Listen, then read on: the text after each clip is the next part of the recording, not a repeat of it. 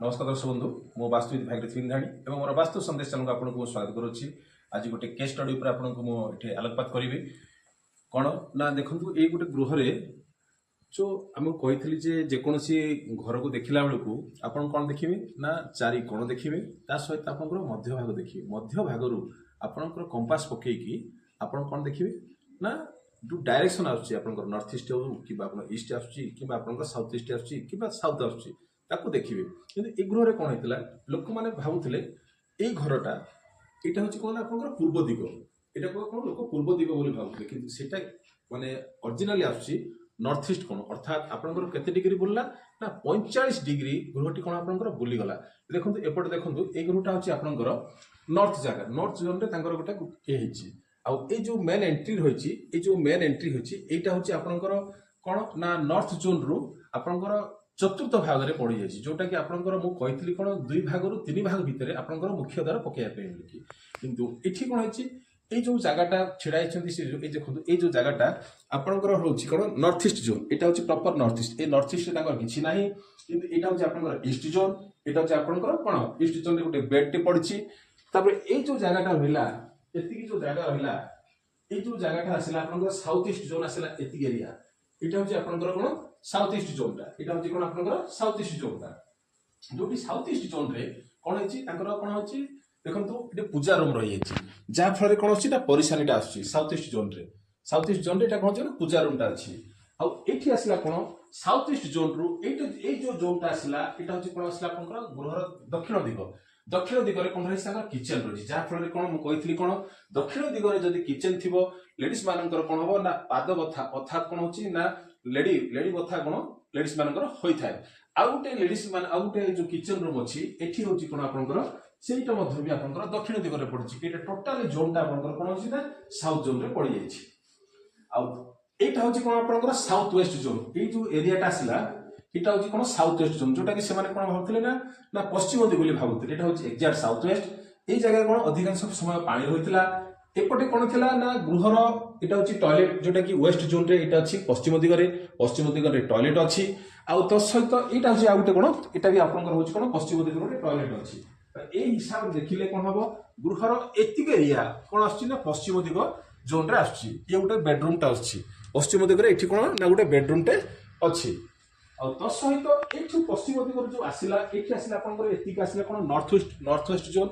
जोटा कि आपनकर कौन आसिला नॉर्थ वेस्ट जोन जोटा कि पिला मानकर जदि विवाह हो नथुबो एई जगह रे पिला मानको सुआ जाए अर्थात नॉर्थ वेस्ट जोन रे जदि पिला को माने शयन कक्ष दिया जाए आ किछि तार ट्रीटमेंट किछि करा जाए ताले पिलांगर विवाह शीघ्र होई थाए किंतु एई जो आसिला जो घर को परेशानी ए आसिला कोथि पई ना आपनकर किचन आ आपनकर पई आपनकर जो रहिला साउथ वेस्ट जोन माने साउथ ईस्ट जोन रे जहा रहिला साउथ ईस्ट जोन रे जहा रहिला आपनकर कोन ना पूजा रूम पई सब जिंस परेशान आसिला आ जहा कि फाइनल होनी गृह भीतर मानव सम्मान परेशानी जो आसुची एटा होची साउथ वेस्ट जोन पई एटा आसु अछि आ ता सहित रहिला आपन जो मुख्य द्वार सब कथा कहि थाए किंतु मुख्य द्वार जो मेन एंट्री रहिला नॉर्थ ईस्ट जोन रु अर्थात कोन जो आइसला नॉर्थ रु उत्तर दिगरु एतिक जोन को से आसी गला तो एटा थिला तांको आउ चाहा किछि कहिली तांको किछरा रिमेडी फैक्टर मध्ये मु कहिछि से रिमेडी फैक्टर को मध्ये आपण देखिबे आ बहुत गुडा उपाय मध्ये तांको कहि सारिछि।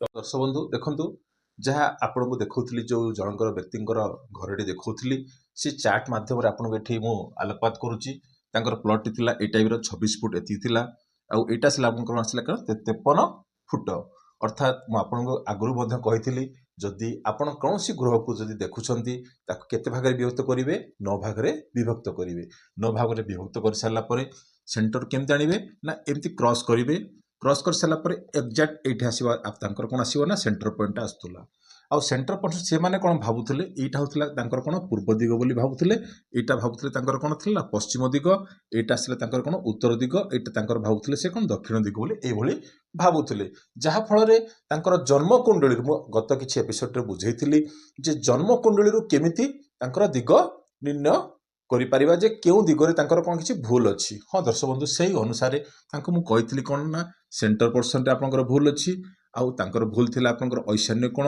भूल थिला आउ साउथ ईस्ट कोण भूल थिला आउ पश्चिम दिग ଏତିକି ଦିଗ ତାଙ୍କର କ'ଣ ଥିଲା ନା ଭୁଲ ଥିଲା। ମୁଁ ଯାହା ତାଙ୍କର ଜନ୍ମକୁଣ୍ଡଳୀରୁ ମୁଁ ବିବେଚନା କରିଥିଲି। କିନ୍ତୁ ଆପଣଙ୍କୁ ଆଜି ସେଇ ଭିଡ଼ିଓଟାକୁ ଏଇଠିରେ ଯେଉଁ ଦେଖାଉଛି ଆପଣଙ୍କୁ ମୁଁ ତାକୁ ମୁଁ ଏଠି କ'ଣ ସମ୍ପୂର୍ଣ୍ଣ ରୂପେ ତାକୁ ଆଲୋକପାତ କରୁଛି।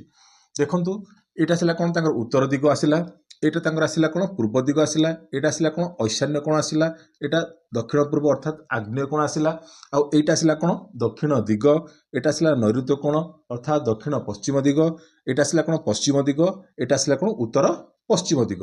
କିନ୍ତୁ ଯାହା ସେ ଭାବୁଥିଲେ ଏଇଟା ପୂର୍ବ ଦିଗ, ଏଇଟା ସମ୍ପୂର୍ଣ୍ଣ ପୂର୍ବ ଦିଗ ନଥିଲା, ଏଇଟା 45 ଡିଗ୍ରୀ କ'ଣ ବୁଲି ଯାଇଥିଲା, ଯାହାଫଳରେ କ'ଣ ଏଇ ଦିଗଟା ଆସିଲା କ'ଣ ନା ଉତ୍ତର ପୂର୍ବ କୋଣ। ଆଉ ଏଇ ଜାଗା ତାଙ୍କର କ'ଣ ଖାଲି ଥିଲା, ଆଉ ଏଇ ଜାଗାଟା ଥିଲା ତାଙ୍କର ଆପଣ ଭିଡ଼ିଓରେ ଦେଖୁଥିଲେ ଯେ ଏଇ ଜାଗାଟା କ'ଣ ତାଙ୍କର ଥିଲା ନା ପୂଜା ରୁମ୍ ଥିଲା। ଏଇଟା କ'ଣ ଥିଲା ତାଙ୍କର ନା ପୂଜା ରୁମ୍ ଥିଲା। ଆଉ ଏଇଟା କ'ଣ ଥିଲା ତାଙ୍କର କିଚେନ୍ ରୁମ୍ ଥିଲା। ଏଇଟା ଟୋଟାଲି ଏଠି ତାଙ୍କର 2ଟି କିଚେନ୍ କରିଥିଲେ। ଏଇଟା ତାଙ୍କର କ'ଣ ଥିଲା ରୋଷେଇ ଘର ଥିଲା, କିଚେନ୍ ଥିଲା। ଏଇଟା ତାଙ୍କର କ'ଣ ଥିଲା ନା କିଚେନ୍ ଥିଲା। ଏଇ ଜାଗାରେ କ'ଣ ପାଣି ଜିନିଷ ଭରି ହେଇକି ଥିଲା। ଆଉ ଏଇ ଜାଗାରେ ତାଙ୍କର କ'ଣ ଅଛି ନା ତାଙ୍କର ଥିଲା ଟଏଲେଟ୍ ଥିଲା। ଏଇ ଜାଗାଟା କ'ଣ ତାଙ୍କର ଥିଲା ନା ଟଏଲେଟ୍ ଥିଲା, 2ଟି ଟଏଲେଟ୍ ଏଇ ଜାଗାରେ ତାଙ୍କର କ'ଣ ଥିଲା। ଆଉ ଏଇ ଜାଗାଟା ତାଙ୍କର କ'ଣ ଥିଲା ନା ଗୋଟିଏ ବେଡରୁମ୍ ଥିଲା, ଏମିତି ହେଇକି ଥିଲା, ଆଉ ଗୋଟେ ବେଡରୁମ୍ ଥିଲା, ଏମିତି ଥିଲା। ଯାହାଫଳରେ କି ସେ ପିଲାଙ୍କର କ'ଣ ହେଉଥିଲା ନା ଗୃହରେ ବିବାହ କାର୍ଯ୍ୟ ହୋଇପାରୁନଥିଲା। ଆଉ ତା ସହିତ ତାଙ୍କର ଗୃହଟି ଏଇ ପର୍ଯ୍ୟନ୍ତ ଥିଲା, ଅର୍ଥାତ୍ ଦକ୍ଷିଣକୁ ମାନେ ପଶ୍ଚିମକୁ ସେ ବୃଦ୍ଧି କରିଥିଲେ। କିନ୍ତୁ ତାଙ୍କର ଦେଖିଲା ବେଳକୁ ପଶ୍ଚିମ, କିନ୍ତୁ ଏଇଟା ହେଉଛି ପଶ୍ଚିମ ନୁହଁ, ଏଇଟା ହେଉଛି ଏକ୍ଜାକ୍ଟ କ'ଣ ହେଉଛି ନା ଦକ୍ଷିଣ ଦିଗ। ଯାହାଫଳରେ କ'ଣ ହେଇଥିଲା ତାଙ୍କ ଗୃହରେ ମଧ୍ୟ ବି ମୁଁ କହିଥିଲି କ'ଣ ଯଦି ଆପଣ ପଶ୍ଚିମକୁ କିମ୍ବା ଆପଣଙ୍କର ଦକ୍ଷିଣକୁ ଯଦି ଗୃହ ବୃଦ୍ଧି କରୁଛନ୍ତି ତାହେଲେ 3 ବର୍ଷ କିମ୍ବା 5 ବର୍ଷ କିମ୍ବା 7 ବର୍ଷ ଭିତରେ ଗୃହରେ କ'ଣ ନା କ'ଣ କାହାର ମଧ୍ୟ ଗୃହର ମୁଖ୍ୟଙ୍କୁ କିମ୍ବା ଘରର ବ୍ୟକ୍ତିଙ୍କୁ କ'ଣ ଦେହାନ୍ତ ଘଟିଥାଏ। ଯାହାଫଳରେ ତାଙ୍କର ମଧ୍ୟ ଏହା ଘଟିଥିଲା। ତାଙ୍କର 3 ବର୍ଷ ଭିତରେ ତାଙ୍କର କ'ଣ ଏଇ ଯେଉଁ ବ୍ୟକ୍ତିଙ୍କର ଯାହା ଦେଖିଥିଲି ଘର ଯାହା ଆପଣ ଦେଖୁଥିଲେ ସେଠାରେ କ'ଣ ହେଇଥିଲା ନା ତାଙ୍କ 3 ବର୍ଷ ଭିତରେ ଅର୍ଥାତ୍ 2 ବର୍ଷ ଭିତରେ ତାଙ୍କର କ'ଣ ହେଉଛି ପିତାଙ୍କର ଦେହାନ୍ତ ଘଟିଥିଲା। କିନ୍ତୁ ସେ ପିଲାଙ୍କର କ'ଣ ହେଉଥିଲା ନା ବିବାହ ହୋଇପାରୁନଥିଲା। କାହିଁକି? ସେ ପିଲା ଶୋଉଥିଲେ କେଉଁଠି? ଏକ୍ଜାକ୍ଟ ପଶ୍ଚିମ ଦିଗରେ ସେ ଶୟନ କରୁଥିଲେ। କେଉଁ ଜାଗାରେ ନା ପଶ୍ଚିମ ଦିଗରେ। ଆଉ ମାନେ ଆପଣଙ୍କର ଯେଉଁ ସେଣ୍ଟର ପର୍ସନରେ ଏଇ ପର୍ସନରେ ସେ କ'ଣ କରୁଥିଲେ ନା ଶୟନ କକ୍ଷ କରୁଥିଲେ। ଅର୍ଥାତ୍ ଏପଟୁ ଦେଖିଲେ କ'ଣ ଆସିବ ନା ସାଉଥ୍ ୱେଷ୍ଟ ଆସୁଥିଲା, ଏପଟୁ ଦେଖିଲେ କ'ଣ ନା ସେଣ୍ଟର ପର୍ସନ କିଛି ମଧ୍ୟ ଅଂଶ ମାଡ଼ି ବସିଥିଲା। ଯାହାଫଳରେ ପିଲାକୁ ଯଦି ପ୍ରସ୍ତାବ ଆସେ ସେ ମଧ୍ୟ ବି କ'ଣ କରିଥାଏ ନିଜ ଇଚ୍ଛା ଶକ୍ତି ଅନୁସାରେ ସେ କ'ଣ ଦେଖିଥାଏ।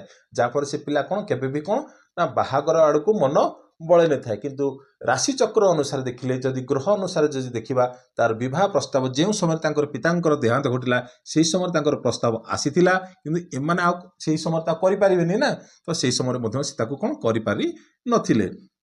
ତ ଏଠିରେ କ'ଣ ହେଲା ଗୁଡ଼ାଏ ଜିନିଷ ଏଠି ପୂଜା ରୁମ୍ ଆସିଥିଲା। ଯାହାଫଳରେ କ'ଣ ଆସିଲା ଯାହା ବି କିଛି ପୂଜା କରୁଥିଲେ ମନ ତାଙ୍କର କ'ଣ ପୂଜା ପାଠରେ ମଧ୍ୟ ଲାଗୁନଥିଲା। ବିଭିନ୍ନ ପ୍ରକାର ଆପଣ ଦେଖିଥିବେ ସେ ଭିଡ଼ିଓରେ ଯେଉଁ ଦେଖାଉଥିଲି ଯେ କ'ଣ ବିଭିନ୍ନ ପ୍ରକାର ଫଟୋ ମଧ୍ୟ ବି ସେ ଜାଗାରେ ରଖିଥିଲେ। ବହୁତ ବଡ଼ ବଡ଼ ଫଟୋ ଆକାର ମଧ୍ୟ ପୂଜା ରୁମ୍ରେ ସେ ରଖିଥିଲେ। ଯାହାଫଳରେ କ'ଣ ପୂଜାରେ ମନ ଧ୍ୟାନ ରହୁଥିଲେ ମଧ୍ୟ ବି ତାଙ୍କର କନଷ୍ଟ୍ରେସନ୍ ମାଇଣ୍ଡଟା ସେ ପୂଜାରେ ରହୁନଥିଲା। ଆପଣ ଏଠି ଦେଖିଥିବେ ସେ ଭିଡ଼ିଓରେ ଯେଉଁ ଆପଣ ଦେଖେଇଛି ଯେଉଁ ପୂଜା ରୁମ୍ଟା ଏଠି ତାଙ୍କର ଭୁଲ ଥିଲା। ମୁଁ ତାଙ୍କୁ କହିଲି କ'ଣ ସିଫ୍ଟ କଲି କ'ଣ ନା ପୂଜା ରୁମ୍ଟା ଏଇ ଜାଗାକୁ ଆଣିବା ପାଇଁ। ଆଉ ଏଇ ଜାଗାରେ ତାଙ୍କର କ'ଣ ଥିଲା ନା ଅଫିସଟି ଥିଲା। ଏଇ ଜାଗାରେ ତାଙ୍କର କ'ଣ ଥିଲା ପର୍ସନାଲ ଅଫିସଟି ଥିଲା। ଆଉ ଏଇ ଜାଗାରେ ତାଙ୍କର କ'ଣ ସିଡ଼ି ଥିଲା। ଏଇ ପରଫେକ୍ଟ ସେଟା ବି କେଉଁ ଦିଗରେ ଆସିଲା ନା ଉତ୍ତର ଦିଗରେ। ମୁଁ କହିଥିଲି କ'ଣ ଉତ୍ତର ଦିଗରେ ମଧ୍ୟ କେବେ ବି ହେଲେ କ'ଣ ସିଡ଼ି କରିବେନି। ଯଦି ସିଡ଼ି କରିବାର ଅଛି କ'ଣ କହିଥିଲି ନା ଉତ୍ତର ପଶ୍ଚିମ ଦିଗରେ କରିବା ପାଇଁ କହିଛି। କିନ୍ତୁ ସିଏ କ'ଣ କରିଥିଲେ ନା ସିଡ଼ିଟି ଏଠି କରିଥିଲେ। ଯାହାଫଳରେ ଇଏ ମଧ୍ୟ ବି କ'ଣ ଥିଲା ନା ବ୍ୟକ୍ତିଙ୍କର କ'ଣ ହେଉଥିଲା ନା ମାନେ କ'ଣ ଗୋଡ଼ ହାତ ବ୍ୟଥା ଏସବୁ ଜିନିଷ କ'ଣ ଥିଲା ପରିଶାନୀ ଆସୁଥିଲା। ଆଉ ଯେହେତୁ ମୁଁ କହିଥିଲି ସେ ତାଙ୍କର ଦକ୍ଷିଣ ଦିଗକୁ ମୁହଁ କରିକି ରୋଷେଇ କରୁଥିଲେ। ଯାହାଫଳରେ ତାଙ୍କର କ'ଣ ହେଉଥିଲା ନା କ'ଣ ଲେଡ଼ିସ୍ ମାନଙ୍କର କ'ଣ କହିଥିଲେ ନା ଗୋଡ଼ ବଥା ଅର୍ଥାତ୍ କ'ଣ ହେଉଥିଲା ନା ମାନେ ତଳିପାଦ ବଥା ହେଉଥିଲା ଯଦି ବ୍ୟକ୍ତି ଜଣକ କ'ଣ ଗୃହରେ ଦକ୍ଷିଣ ଆଡ଼କୁ ଫେସ୍ କରିକି ରୋଷେଇ କରୁଥିବେ। ଆଉ ତ ସହିତ କ'ଣ ଥିଲା ନା ଆପାତତଃ ଏଇ ଜାଗାରେ ତାଙ୍କର କ'ଣ ଥିଲା ନା ସିଙ୍କ୍ ଥିଲା। ସାଉଥ୍ ୱେଷ୍ଟରେ କ'ଣ ଥିଲା ନା ସିଙ୍କ୍ ଥିଲା ଆଉ ପାଣି ଜିନିଷ ଏଠି ରଖୁଥିଲେ। ଯାହାଫଳରେ ତାଙ୍କ ଗୃହରେ କ'ଣ ଥିଲା ନା ଯିଏ ଯାହା କଥା କହୁଥିଲା ପରିବାର ଭିତରେ ଦେଖିଲା ବେଳକୁ 4 ଜଣ 5 ଜଣ ସଦସ୍ୟ ଥିଲେ। କାହାର କଥା କାହାକୁ ମଧ୍ୟ ବି କ'ଣ ନା ପସନ୍ଦ ଆସୁନଥିଲା। ଯାହାଫଳରେ କ'ଣ ଥିଲା ନା ମନ ମୁତାବକ ରହିଥିଲା। ଏଇଟା ହେଲା କ'ଣ ନା ସାଉଥ୍ ୱେଷ୍ଟରେ ଯଦି ଏଭଳିଆ ପରିଶାନୀ ଥିବ ଏଇଟା ଆସୁଥିଲା।